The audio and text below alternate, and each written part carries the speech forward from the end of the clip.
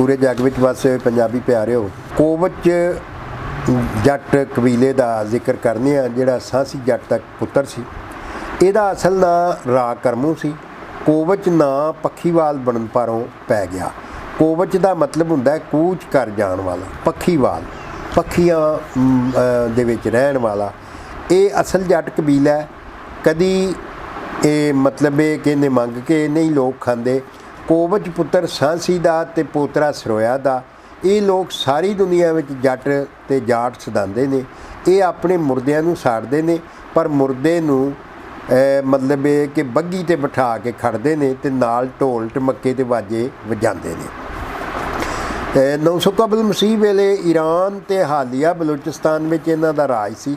10 बादशाहां की लड़ाई दे विच इन्हां नूं हार हो गई सी ते करमू ने अपना नाम बदल के कोवच रख लिया ते उन्हें सौं पा लई भी जदों तीकर उन्हां दी खुशी हुई हाकमियत उन्हां नूं परत के मिल नहीं जाती, उस वेले तीकर वो ना तो मंजियां दे सौणगे ते ना ही किते पक्के घर बना के यानी घर बना के पक्का वास करनगे, बल्कि उन्हें ये मिन्नत मनी कि असीं उन्हां तीकर पक्की वासां दा जीवन जिहड़ा गुजारदे रहांगे। इन्हां दे कलाकार जिहड़े ने इन्हां दे नाल नाल हुंदे सन, यानी जिहड़े गाउण वजाउण वाले ते वो जिप्सी सदांदे ने। इन्हां विचों कोवच दी औलाद अंदरों जोगी दी औलाद जिहड़ी आ वो सप फड़दी है, पर ये लोग अपने असूलों के बड़े पक्के हुंदे ने ते ये कदी भी बैठे हुए सप नूं नहीं फड़दे, सगों ये पहलां सप नूं नठांदे ने फिर फड़दे ने। ये लोग अपने असूलों के बड़े पक्के ने। ये लोग अंग्रेज़ां नूं भी वेर खलोते सन।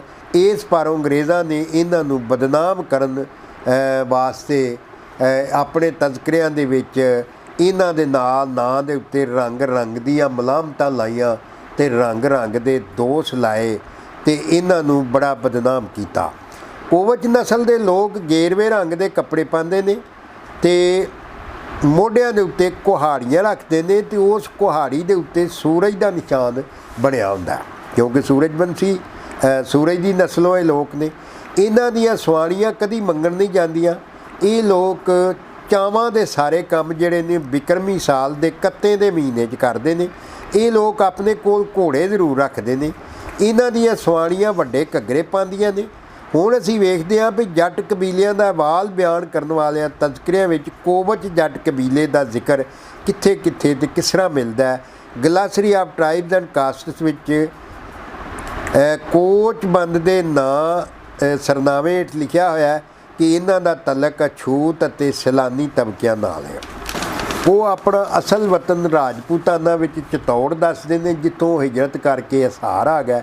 हुण असीं कोवच जट कबीला का कुर्सीनामा तुहाडे नाल साझा करदे हां, जो मीरपुर मथेला सिंध तो आर्या डॉक्टर लाल बख्श नायक मल्ली जट ने साडे नाल साझा कीता।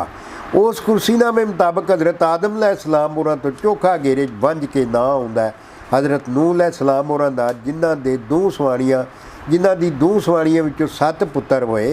पहली बीवी सनहा विचों 3 पुत्तर साम, हाम ते याफस होए।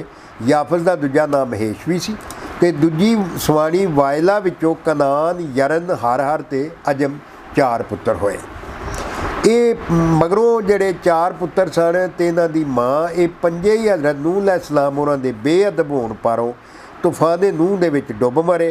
मुड़ के साम दी नस्ल सामी सदाई ते एशिया दे विच वस गई।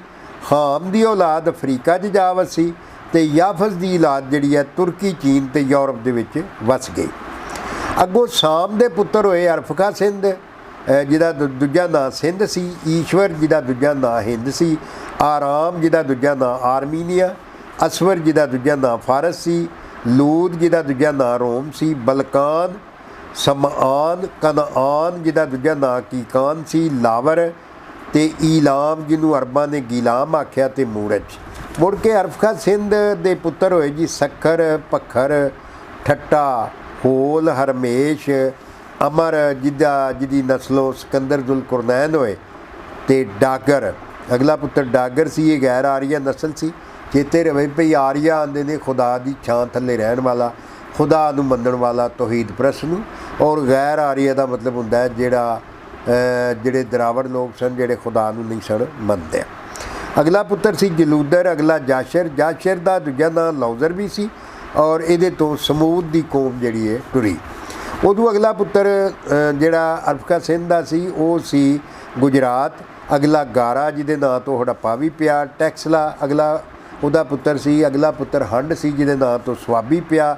अगला आसाम सी। अगला तामली जिदे नाम तो तामल कौम पई। अगले पुत्र का नाम मूला सी जिहड़ा मुल्तान ते शेखपुरा वसिया। अगला मीजोराम सी। अगला मकरान सी जिहदे नाम तो मकान जिहदा दूजा नाम मकानवी सी। अगले पुत्र का नाम करमान सी। अगले का हनवादर सी जिहदा दूजा नाम ग्वादर या गुदरेशिया भी पिया। अगले पुत्र का नाम कीकान जिहदा कलात नाम ही है। अगला खुजदार ते अगला सीस जिहड़ा बलोचिस्तान का सूबा सीस्तान है। अगों मूला का पुत्र होया अक्टूबर सरवाई इरम।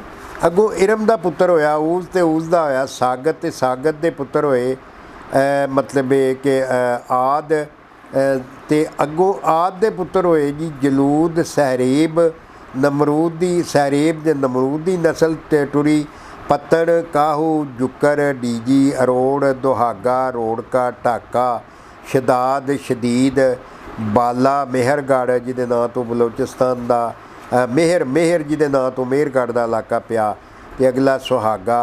अगों जलूद के पुत्र होए जी बा अरनंद छला अंबर ब्रह्मा सुहागा ते मोढ़ा। अगों बा का पुत्र होया विष्णु वेस सरंभू शंकर चेतू ते सेंभू ते गोरख। गोरख दूजा नाम सी हज़रत हूद अलैहिस्सलाम का जिहड़े रसूल सन। अगों हज़रत हूद अलैहिस्सलाम के पुत्र होए अरड़। हरीड़ का किला जिहड़ा दादू दे विच उन्हां दे नां ते वसिया। गब्बर बरबर गब्बर बब्बर तंदूर बरबरा हेम ते भेम।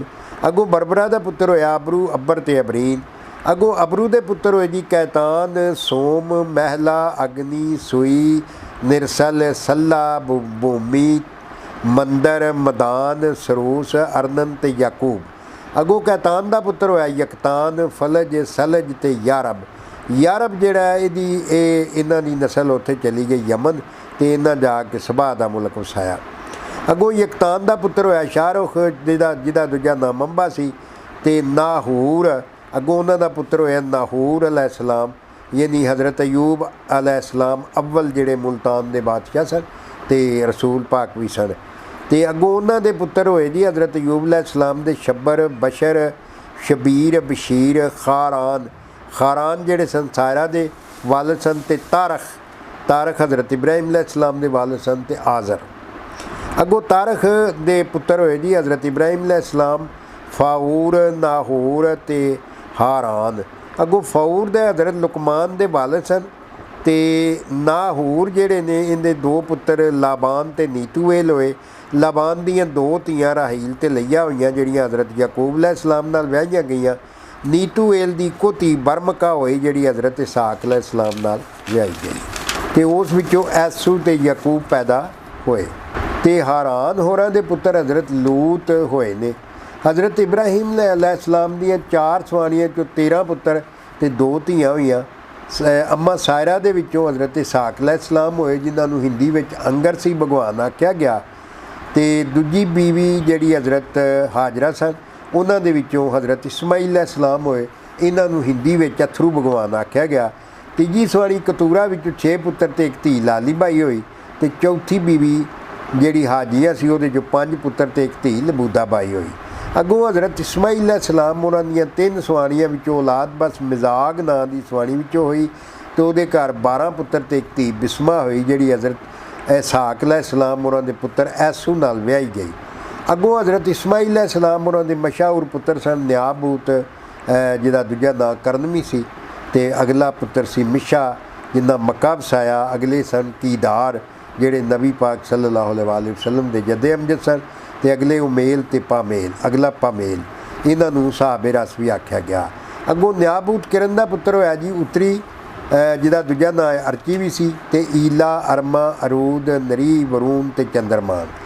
अगों नरी दे पुत्र होया सूरज ते सूरज दा कशेप ते कशेप दा करण ते करण दा फिर कशेप ते कशेप दा पुत्र दियोल ते दियोल दे 2 पुत्र होए मन्नू ते वच्छा।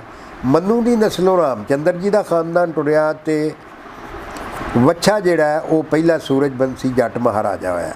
ਅੱਗੋਂ ਵੱਛੇ ਦਾ ਪੁੱਤਰ ਕਛਵਾ ਹੋਇਆ, ਕਛਵੇ ਦਾ ਪੁੱਤਰ ਬੁੱਧ ਤੇ ਬੁੱਧ ਦਾ ਪੁੱਤਰ ਸ਼ਿਸ਼ਪਾਲ, ਸ਼ਿਸ਼ਪਾਲ ਦਾ ਪੁੱਤਰ ਹੰਸਾ ਚਾਲਕ ਤੇ ਹੰਸਾ ਚਾਲਕ ਦਾ ਪੁੱਤਰ ਆਦੂ ਚਾਲਕ, ਆਦੂ ਚਾਲਕ ਦਾ ਪੁੱਤਰ ਨਿਰਮਲ ਚਾਲਕ ਤੇ ਨਿਰਮਲ ਚਾਲਕ ਦਾ ਪੁੱਤਰ ਨਿਰਾਸ਼ਨਸ ਚਾਲਕ, ਨਿਰਾਸ਼ਨਸ ਚਾਲਕ ਦਾ ਪੁੱਤਰ ਮਹਿੰਦਰ ਚਾਲਕ ਤੇ ਮਹਿੰਦਰ ਚਾਲਕ ਦਾ ਪੁੱਤਰ ਮਾਸ ਚਾਲਕ, ਮਾਸ ਚਾਲਕ ਦਾ ਪੁੱਤਰ ਮਾਲਕੂ ਚਾਲਕ ਤੇ ਮਾਲਕੂ ਚਾਲਕ ਦਾ ਪੁੱਤਰ ਸੂਰਜ ਚਾਲਕ ਤੇ ਸੂਰਜ ਚਾਲਕ ਦਾ ਪੁੱਤਰ ਲੀਲਾ ਚਾਲਕ ਤੇ ਲੀਲਾ ਚਾਲਕ ਦਾ ਪੁੱਤਰ ਅੰਮ੍ਰਿਤ ਚਾਲਕ, ਅੰਮ੍ਰਿਤ ਚਾਲਕ ਦਾ ਪੁੱਤਰ ਗਿਆਨ ਚਾਲਕ ਤੇ ਗਿਆਨ ਚਾਲਕ ਦਾ ਪੁੱਤਰ ਅੰਮ੍ਰਿਤ ਮੱਲ ਤੇ ਅੰਮ੍ਰਿਤ ਮੱਲ ਦਾ ਪੁੱਤਰ ਗੁਲਾਬ ਚਾਲਕ ਤੇ ਗੁਲਾਬ ਚਾਲਕ ਦਾ ਪੁੱਤਰ ਹਸ਼ਮਤ ਚਾਲਕ, ਹਸ਼ਮਤ ਚਾਲਕ ਦਾ ਪੁੱਤਰ ਭੂਰਾ ਚਾਲਕ ਤੇ ਭੂਰਾ ਚਾਲਕ ਦਾ ਪੁੱਤਰ ਜ਼ਬਰ ਮੱਲ, ਜ਼ਬਰ ਮੱਲ ਦਾ ਪੁੱਤਰ ਹੰਸਾ ਰਾਜ, ਹੰਸਾ ਰਾਜ ਦਾ ਪੁੱਤਰ ਭੋਜ ਰਾਜ ਤੇ ਭੋਜ ਰਾਜ ਦਾ ਪੁੱਤਰ ਸੂਰਜਮੁਖੀ ਰਾਜ, ਸੂਰਜਮੁਖੀ ਰਾਜ ਦਾ ਪੁੱਤਰ ਕਰਨ ਰਾਜ ਤੇ ਕਰਨ ਰਾਜ ਦਾ ਪੁੱਤਰ ਚੰਦਰ ਸੀਨ ਰਾਜ ਤੇ ਚੰਦਰ ਸੀਨ ਰਾਜ ਦਾ ਪੁੱਤਰ ਗਵਾ ਸੰਘ ਸੀਨ ਤੇ ਗਵਾ ਸੰਘ ਸੀਨ ਦਾ ਪੁੱਤਰ ਬਾਲਦਾ ਸੀਨ ਤੇ ਬਾਲਦਾ ਸੀਨ ਦਾ ਪੁੱਤਰ ਦੂਦੇਸ਼ੀ ਰਾਜ, ਦੂਦੇਸ਼ੀ ਰਾਜ ਦਾ ਪੁੱਤਰ ਹੋਇਆ ਹਮਸਾ ਸੀਨ